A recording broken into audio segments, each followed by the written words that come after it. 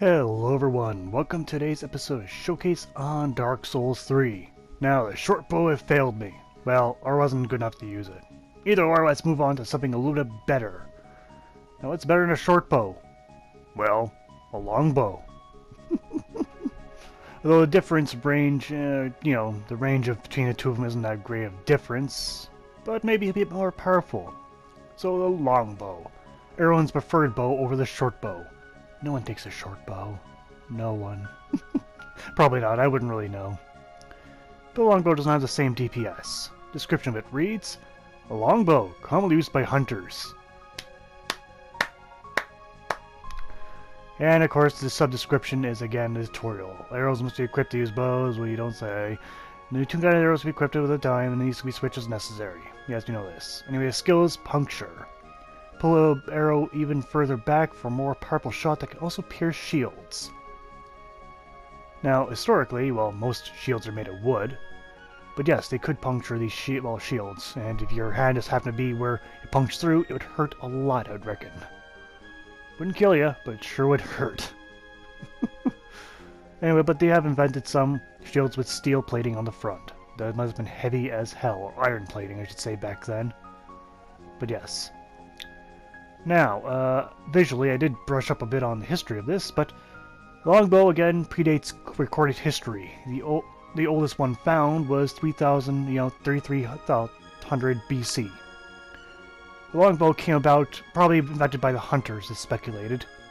For their, well, pretty much short bow probably wasn't good enough for big game hunting, such as, deer or whatever constitute as the deer back in the day. I'm not too awfully sure. But anyway, these larger critters, well, you could easily spot you at a greater distance than, say, the rabbits you've been hunting or wherever they hunted for small rodents back then. So yes, they created a bigger one with a bigger drawstring, more power, more range. Pretty much the same deal from the small bow, just scaled up. So the process of creating it is probably more taxing than it is to create a small bow, more than likely. Okay, moving on to the stats for the longbow. Well, physically, we do have slightly more damage than we do with the short bow, though the bonus damage remains the same. Great. For the range, we got 50 range. It's better than the short bow's 52 range. It's a bit better, but I don't think it's going to make that big of a difference because we don't fight enemies at that kind of great range, at least you shouldn't. In the achievement bonus, we got an E for strength and D for dexterity, same as the short bow. However, for the achievement requirement, you need 9 strength and 14 dexterity. 2 more dexterity than you with the short bow. Not a huge difference, is there? Then we have the special move, Puncture. Takes 9 FP. The 2 different numbers simply for both arrows, whichever ones you use. And the weight of the weapon is 4.0, which is actually a bit hefty for a bow. Kinda still figure to be in like the 2.5 range, but it's still that heavy. So overall, it looks like it could be better. Just slightly better, but however, there's no DPS this time around, so who knows?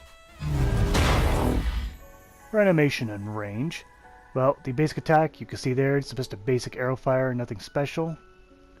Let's go for the puncture stance. So we hold our bow at the ready with our finger gently pointed out. Let's give it a pull. Quite a wind-up time there, almost double the amount of time. Okay, and okay, that one curved didn't quite curve. But anyway, let's look at its range here.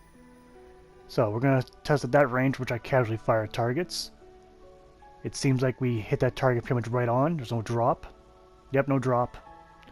However, aiming at the farther, which is an extra few meters, we can see a slight drop by about a foot. Yeah, it's only a foot drop, that's all. That's from across the usual area I do this. For upgrading this weapon, you'll need Tatenite shards, which is, again, I'm not going to mention how this is upgraded. Now, you should expect the minimal upgrade, but the base damage goes up by 8, and the bonus damage goes up by 4. Again, get these weak upgrades. But it is what it is, it's a bow and arrow. There's still plenty of those to cover, as you can see from my list of weapons here. And there's just bows. I still got staffs. Now, we can see with the overall bonus, it doesn't really seem to be changing at all, which is unfortunate. You think after doing all that, you at least get some change, but you don't. These weapons can't even be infused either. But oh well.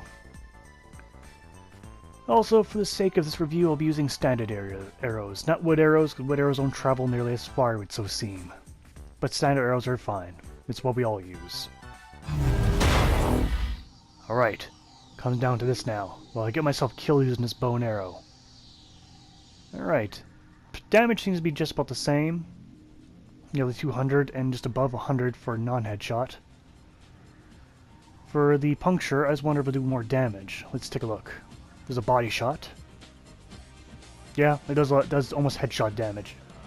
You see there, that's normal damage there, so a good 40 more damage. That's actually pretty significant. But the wind-up time is pretty big. Well, I do like making these guys at least kill these arrows out. It just reminds me of this scene from Lord of the Rings, Boromir, getting multiple arrows, acting all heroic. But no matter. Headshot's quite powerful. I'm gonna bunt him. Probably for the best I do that. So yes, 350 for a headshot, which is plenty powerful. Again, if we should just hitboxes for the head are incredibly small, as they should be. So headshots on non-armored targets is literally, well, 100 more damage. Well, I didn't even notice I got him up. Whatever. There's a headshot, 145, a bit more heavier, and we can see I only do 5 damage with wrong arrow, wrong button. I do about 4 or 5 damage with the arrow base wise. Now let's see with a puncture. Here we go. And fire. And if I could hit him, would be nice. Let's try this again. Fire.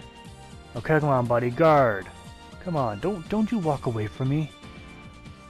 Treat me so trivially. Okay, he'll still use a shield approaching me though. Okay, 56. 56, okay, there we go. So we do an extra 50 damage. So let's hope we can kill his Gorgon with that, but for the sake of time, I will sped up the footage. But yeah, so far it's okay weapon. I'm not gonna say it does more damage than the short bow, but the short bow had DPS, but to be honest, it kind of sits out. They kind of do like equal to do the same. The short bow had made its low damage up in DPS with multiple arrows, but this one seems to more or less get the job done. But now here's the real test. As I'll speed up footage, will I get myself killed fighting these guys? Now the problem with the short bow is I couldn't get through his shield because he frequently uses it while taking arrows or any projectile attacks. But, however, I can slightly get through that shield. Slightly. Still hurts though to fight him. Gotta bait him to attack and then get around his animations. Do not use a bow and arrow like this. It's simply for the sake of seeing how good damage it does. Bows and arrows are meant to attract enemies and nothing else, but it seems like I win this time. Anyhow, let's move on to the pros and cons of a longbow. On the pros, it's stronger than the short bow. I'm going to put that specifically in pros. It has better range than the short bow. And it can do damage through shields, which is a huge advantage over the short bow. Yes. However, on cons, it's still mediocre damage. And even the damage through shields is rather poor, but that's to be expected. But enough of that. Let's go on to the score. For the longbow, damage, I give it a 4 to 10. It's a step above the short bow, but still pretty lackluster, pretty mediocre. Reach, I'll give 1 point more, gets an 8 out of 10. It's goes a little bit farther, just a little bit. Speed though, I'm only gonna get, I don't know, 4 out of 10. As much as average speed, the puncture was a bit slow, almost double the time to load and shoot. But it wasn't that slow, not compared to the great bows. Anyway, bonus, a 3 out of 10. That bonus is still rather poor. Rather poor to the point where it's barely there. Miscellaneous, I'll give it a 5 out of 10. Where the short bow really had low use, like I can't really see anyone using it extensively. This one, I can see people using it somewhat. If you're a backup guy, if you're there and your buddies know about White Phantom going at it with someone else, or vice versa, you'd probably use this longbow, get a few headshots in, or get through a shield.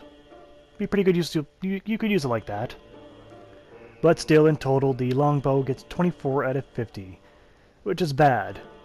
You really shouldn't rely on this weapon alone. It's very clear for that. So there you have it, the bow of the hunters. But if you're hunting big guys with big swords and big armor, you might want to grab a bigger bow, or a heavier one at that.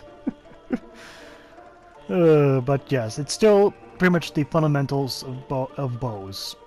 You start with a long bow and you work up from there. It's just a short bow. It's kind of like the short sword of long swords. That's probably a good way to put it. And a long bow is the long sword. But that's been Showcase for today. I'd like to thank you all for watching. I see you guys next time. Take care out there.